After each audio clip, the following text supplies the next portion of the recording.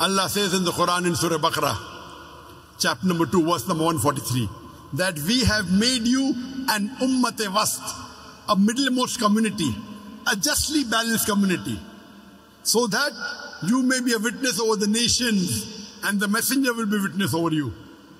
Since the messenger, Muhammad Sallallahu Alaihi Wasallam, the last and final messenger, gave us Muslims the message and we accepted it, now it's our job, it's our duty that we should convey it to the rest of the world. During the last pilgrimage of Hajjatul Wida, the beloved Prophet, peace be upon him, asked the Sahabas, there were 124,000 Sahabas. He asked them, did I deliver the message to you? And all of them said, yes, Beshak, you delivered the message to us. The Prophet said, all those who are present here, deliver to those who are not present here.